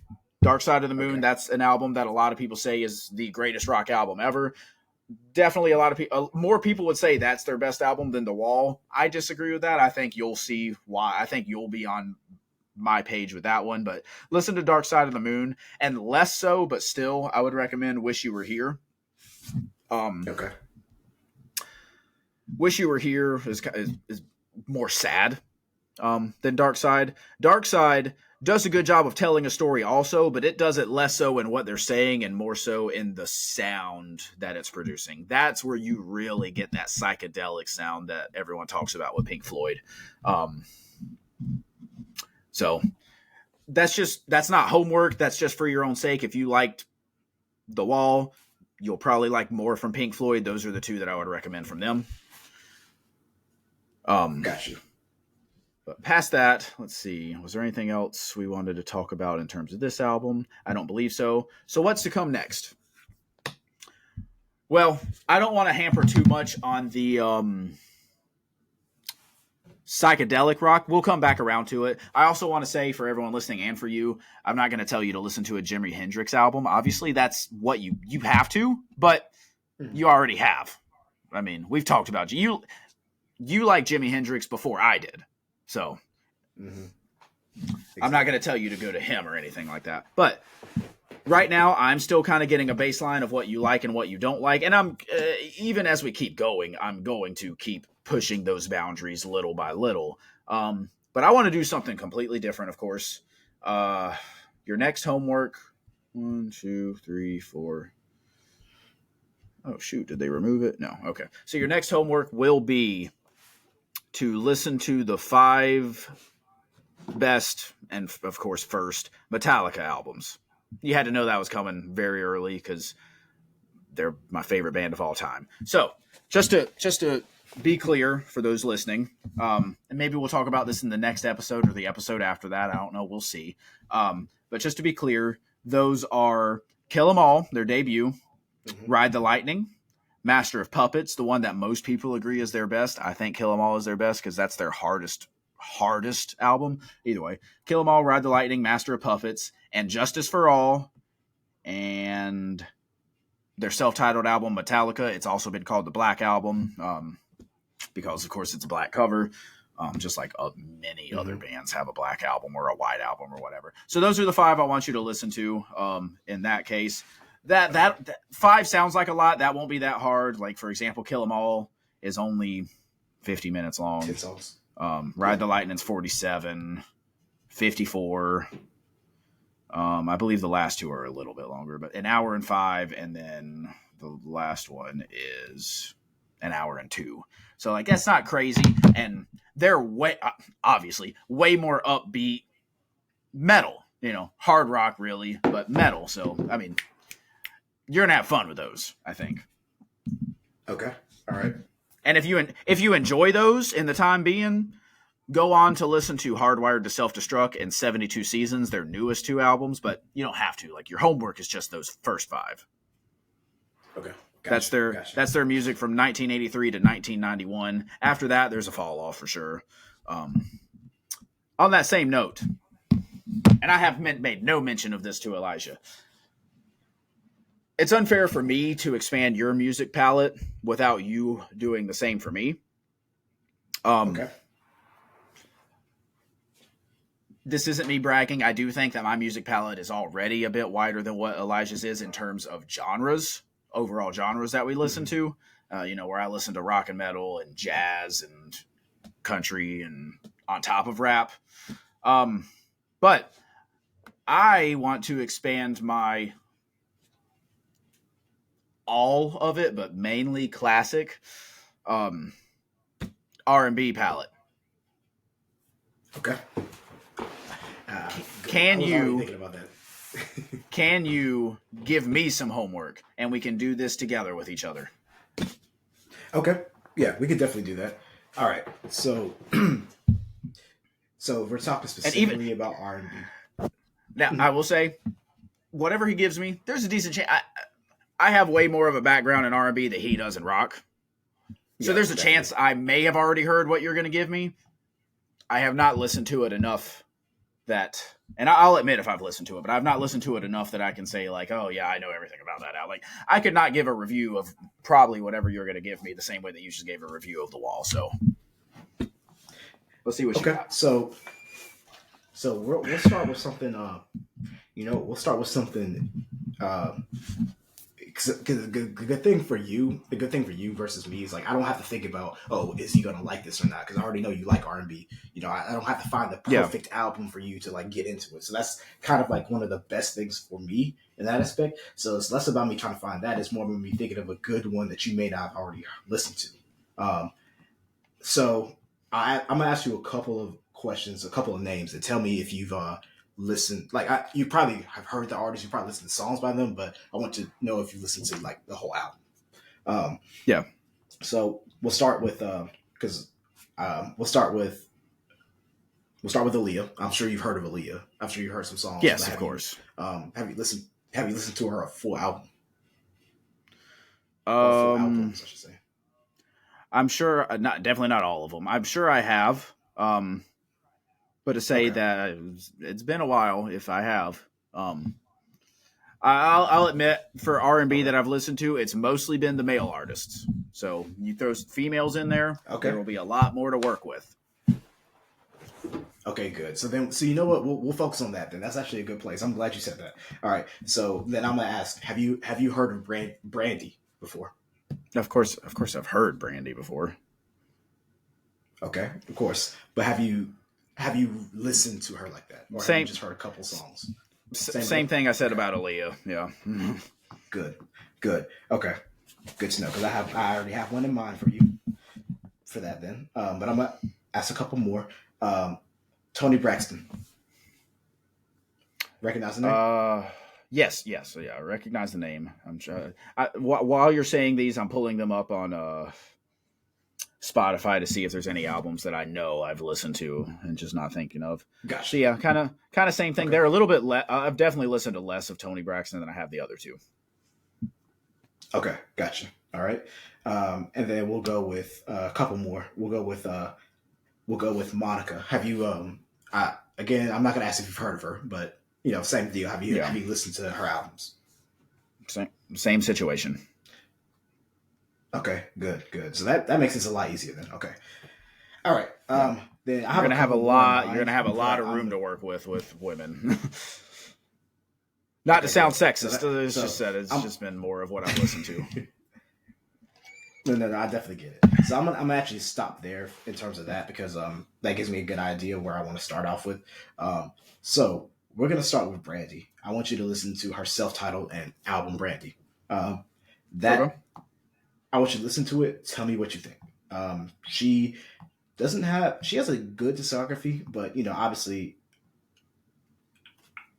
I don't want to say too much, but just know that the best part about R&B, any of these albums I can suggest to you are going to give you a good view as to why, as to how important R&B has been.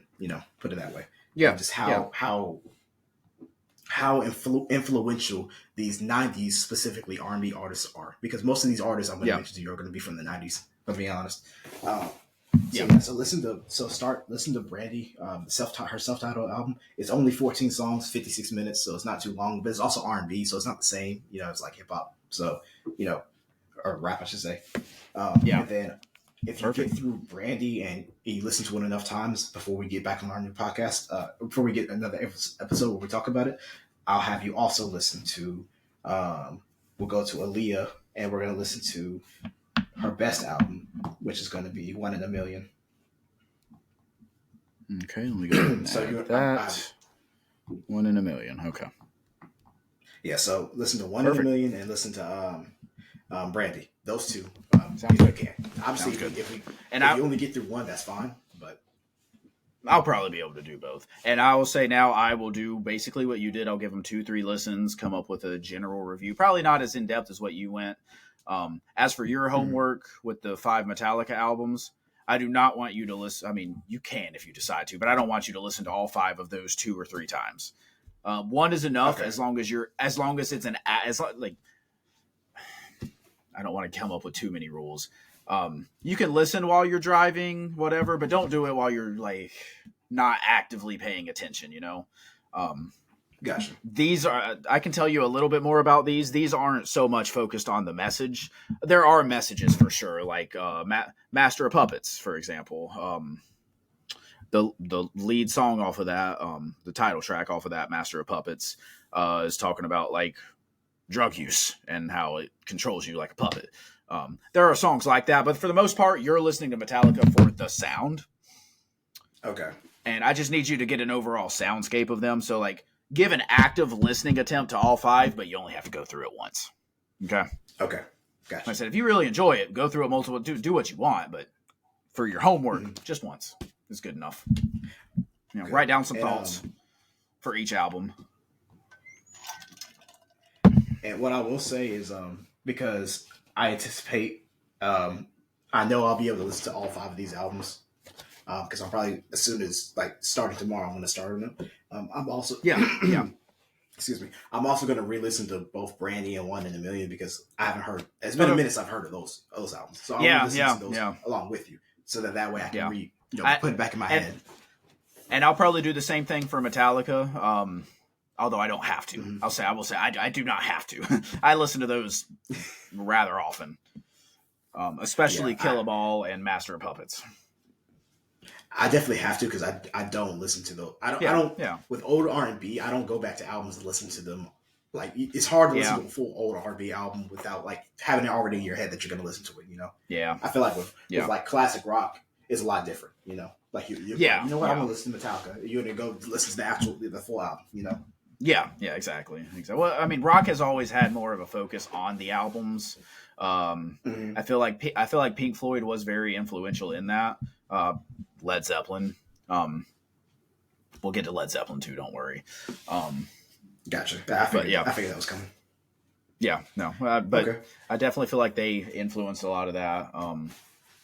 As for the R&B, if I can just make a point, because when he was asking questions, it sounded like I ain't no crap about it. Like I said, I've listened to songs by them. As for albums, some of my favorite R&B albums would be like, well, I'll just name the artist because I listened to their whole discography. Jodeci, I love Jodeci. Boyz II Men, love Boyz II Men, and like Drew Hill. Of course, you got Usher. Not as big of a fan of Chris Brown. Like I said, mostly the guys. Erykah Badu, if you want to throw her in there. I know she's a little bit different. D'Angelo. Love D'Angelo. Yeah, he is very underrated. Just to name a couple, though. And, of course, newer R&B artists also. So, like we know how much I love Daniel Caesar. Of course. Yeah, we know that. But, no, I'm glad then that I'm glad that I gave you 2 artists that not only, I mean, obviously you heard of them, but I'm super excited for you to listen to these albums specifically. Yeah. Especially Aaliyah's album. I mean, Brandy is very influential too, don't get me wrong. But I think Aaliyah's album, you'll without revealing too much, I think you'll start to see why R&B is the way it is now. Like how R&B was influenced by her, put it that way. Why Aaliyah's talked about in the way she's talked about, I should say. Okay. Sounds good. Keep in mind with Aaliyah too, she was super young when she made these albums. Like so was Brandy. Brandy's first album was when she was 15. So these were young. They were young women. Like they weren't even technically women, if you want to put it that. Yeah. That's one thing I really do enjoy about R&B. It seems like people get started way younger in life. Mm-hmm. You don't see that as much with other genres, but very consistently, artists are starting at 16 years old. Which is kind of weird because of how sexual the music is, but at the same time, it's not really that weird because, like, think about it. I mean, maybe not everybody's like this at 16, but like, there's a lot of hormones going on at that age. There's a lot of you're right. You're right. So it kind of I more so meant like obviously their music's going to be sexual, but then the people who listen to it also get that, and they're like, oh, that girl's fine, homie, she's 16. Yeah. Calm down, Karl Malone. Calm down. I will say, I would say Aaliyah was my first crush. Now, of Okay. course, you guys didn't know she passed away in 2001. So, like, by that point, Mm-hmm. I was like 5. So, of course, Yeah. she was my first crush. She was very beautiful when I was 5 years old. Dang, you're So, old. right? I don't think I was 5. I might have been 4, actually. But anyway, Yeah. doesn't matter. But yeah, no, I think that no, I'm super excited for us to do this. For us to discover music, different types of. It's less discovering and just more like is more expanding upon music in different genres for us. I think, and I Yeah. really enjoy that we're doing this on this podcast, and I hope that you guys enjoy this as well because I think this is a really interesting thing to be doing for the new year, and I'm hoping that this also Yeah. is something that we continue to do because Yeah. who doesn't love to be introduced to new music, or different music? I should Yeah. say. This is new music. This is different Exactly. music. Yeah, and we didn't mention this when we were talking about our resolutions, but this is one of our together resolutions is to because it creates good content, I think. But yeah. Before we get out of here, I just want to talk about, and I do plan on doing a TikTok talking about what's coming out this week, what we'll be talking about anyways. But just what we got on the docket for this week, 1K Few and Zaytoven. 1K Few, of course, is a Reach Records Christian rapper. More so on the trap side of that. Obviously, with him working with Zaytoven, they're dropping Pray for Atlanta this weekend. Okay. Green Day is dropping Saviors. I know you know who Green Day is, but of course, rock band, mainly known for their albums Dookie and American Idiot. Haven't been so good as of late, but I imagine I'll listen to that. Jeremy Renner, the Avenger, is dropping an album, Love and Titanium. At least I assume. At least I assume that's. I knew he made music. But I assume that that's who that is because how many other famous Jeremy Renners are there? And then the last one that's really on our docket is the Dave soundtrack by Lil Dicky. Usually wouldn't listen to a soundtrack, but Lil Dicky doesn't drop very often, and usually when he does, it's fun to listen to. So the one thing I'm noticing from all 4 of those is I do not know what album you're going to review, Elijah, because all of those are definitely more on my side of music. I'm excited for it to try something. Yeah. Different, Actually, yeah. You know what? Maybe I'll give you the Jeremy Renner and Lil Dicky. Actually, I was going to say I want to do the Green Day album. Okay. You'll probably hate it. I'm not going to lie. You'll probably hate it. They have not been good as of late. I'll let you know if I like it. But yeah, by all means. Fair enough. The only one I'm absolutely not willing to let you do would be 1K Few, even though that's probably the one you'll like the most out of all of them. Just because, of course, he's my guy. That's my guy. Yeah, exactly. No, I think you would enjoy that one the most because he's a trap artist. That's just the kind of music we like. But like I said, he's my guy. So yeah, interesting lineup. Yeah, and we probably won't get another episode before the next release weekend comes, so let's go ahead and look forward. We already know we got Benny the Butcher. Everybody Can't Go. Mm-hmm. That's probably going to be great. Kevin Gates is supposed to be dropping something called Ceremony. Lyrical Lemonade. I've seen a lot about this. The feature list on this is amazing. Let me just read it real quick. I'm going song by song. Mm-hmm. Sheck West, Ski Mask, and Jid on song 1. Lil Durk and Cuddy on 2. Lil Yachty Chief Keef on 3. Kid Leroy and Lil Skies on 4. Tizo Touchdown, Lil B, Juicy J, Denzel Curry, and is that Coach Ice? I'm sorry. On 5. That song's going to be the best on there. Lotto, Sway Lee, and Amine on 6. Cool. Snot, Doomsday, Juice WRLD, and Corday on 8. 7. No, sorry. No, it's just Snot on 7, and then Juice WRLD and Corday on 8. Okay. 9 is just Eminem. 10 is Gus Dapperton, Lil Yachty, and Joey Badass. 11 is G Herbo and Babytron. 12 is Lil Tracy and Corbin and Sick Boy Rari. Yeah. 13 has UMI, Saw Baby, and Tizo Touchdown. Okay, I'm not gonna lie. Some of these I don't know, but whatever. And then 14 has Dave. I'm assuming that's the UK rapper Dave, who has dropped 2 of the best rap albums ever, and Jack Harlow. That is a really interesting combination. Hold on. Dave and Jack Harlow. Anyways, I don't. uh, Yeah, and yeah, that's I it. can't That's it for that imagine week that I that. know will be on our docket. That I can't album imagine might be together. freaking fantastic.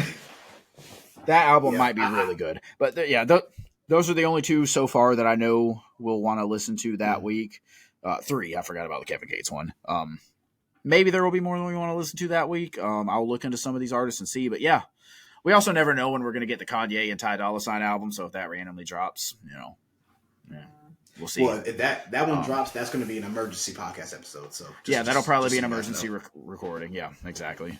But yeah, that's just what's coming up the next couple of weeks. What we'll probably get TikTok reviews for. Maybe not the Lil Mhm. Dicky one if it's not fantastic. But the other ones probably. We'll see. And I'll say that for the lyrical lemonade one, depending on how much we both like that album, I'm not opposed to, if you are Logan, I wouldn't be opposed to us both doing uh, a review together on TikTok. Like kind of maybe Yeah, yeah. like us We'll have each to figure out individually how doing to a do review that, about it. but yeah. Oh, okay. I was about to say I didn't know if you were talking about doing a split review together. Okay, yeah, no, that'd be fine. I'm never opposed to that. Yeah, because I think that one will be a fun one to do Yeah, that on, because yeah. it's such a big, If like, a lot of artists and everything. if it's an album that we both have strong feelings about, yeah, but it's not big enough to be worth an emergency recording. Absolutely, I am with you on that, and Right. I don't think that none of these coming up are worth an emergency recording. Now that being said, Kendrick drops, Drake drops. I'm trying to think of who else could drop that we would talk about. Let's see. I saw a list of people who might potentially drop. So um, maybe Playboy I'd say Cardi, but I doubt it. J. Cole, we would probably. I'd say like pretty much anybody you Kendrick, would think would people be a like that. go candidate. If they Yeah, drop, obviously we're going to, no matter. And I just want to say this right now: no matter what the fallout of the album is, whether people like it or not, we're still going to do an emergency yeah. podcast on it, because it's still a go Now, candidate dropping. Um, now, now what we need hopefully, to do is let's drum up this TikTok, because I think once you hit 1,000 followers, you can start going live on TikTok. That's what we need, so that in lieu of a emergency recording podcast, we can just go we can go live and talk live. about a really good Yep, album that's not worth the podcast. Completely different and exactly. way more engaging with the Yep. fans. So if y'all can give us some follows, we're at about 56 right now. We got a little ways to go, so let's drum those numbers up, please. Please, please, please. Yeah. But no, I'm super excited. As we would say, I'm super excited about this year. We have a lot of content thought up for you guys. We have a lot of content that we want to get out to you guys. This is our first episode. Obviously, not every episode is going to be necessarily just this. We're going to do a lot of different things in these episodes. And I will say, don't we're still gonna. I think we're still gonna stick to the at least once a week. Episodes, but just know that No, there's whoa, going to whoa, be whoa, different whoa, whoa, whoa, content. whoa, whoa. Every other week. Sorry, every other week. That's what I'm going to say. Yeah. I Say like, we're not doing 2-hour episodes every week, buddy. no. I don't know about you, but I got a We're life. We're gonna stick to the every other week for these long episodes. But don't be surprised if, like, there's a couple times where maybe we drop a long episode, then the next week we drop a shorter episode with different content for you guys. Yeah. But more specifically, just keep up the good work on TikTok for us. We really enjoy seeing you guys. Yeah. Watch the videos. We've actually gotten some pretty good some decent engagement on views. those. Yeah. Yeah. So we're hoping we can turn more of those views into likes. So if you guys are watching it, please give it a like, so that way we can hopefully reach more people. The more you like it, the more you reach us. The more you reach us, the more we can do. The more we can do. Yeah. It goes kind of like that, hand in hand. Yeah. I will say, apparently TikTok fans like Griselda and Boldy James, because about 600 views on that one, 20 likes already. That's pretty good engagement for us. Wow. Yeah, that's really great. 20 likes is crazy. Okay. Yeah. Yeah. But yeah, just keep it up. And again, especially TikTok. Please comment on them. We would love to see you guys comment and just see what your opinions are. I think we both kind of Yeah. mentioned it in the end of our videos or end of our TikTok reviews, but like, tell us how you feel about the album. If you listen to it, let us know how you feel, or if you like the artist, let us know, or if you hate the artist, let us know. Yep. You know. Yep. That being said, that's all we got for y'all this time. Look forward to our TikTok reviews. Look forward to our next episode where hopefully we'll be talking about our homework. Like I said, we're going to talk a little bit about doing other stuff on TikTok apart from just reviews. I know the reviews can be a little bit more long-winded. We would like to get a little bit more content out there that's a minute or less, hopefully, because y'all's attention spans are awful. So yeah, if y'all have any ideas for that you want us to try, let's go for it. Yeah, and like I said, keep drumming up the subscribers because we would, or I guess it's followers on TikTok. We would really like to go live and talk with y'all. And at some point, if we get enough followers, and we can figure out a way to record these podcasts and go live at the same time, that would be fun too. So that being said, that's all I got for y'all. If you got anything else, Elijah, let us know. If not, close us out. Yeah, so before I close this out, I will say, obviously, if you've made it this far, obviously you probably have a good attention span, or you just skipped. Which, either way, I respect that. But again, I just want to reiterate the you said it in the beginning, but I'll say it again. The TikTok handle is the.blue. Is it the.blueprint.pod? .pod. Right. Yep. Yeah. Yep. So that's it. the.blueprint.pod on TikTok. So like I said, we're trying to do a lot of our other content on TikTok, like album reviews, those type of things, quick little things for you guys. So definitely hit that up. And let us know how you feel about how we're doing, how everything is going. Otherwise, it's great to be back for the new year, and I'm really, really excited. I'm hoping that we can make this year even better than last year. Yes, sir. Thanks for listening. Peace.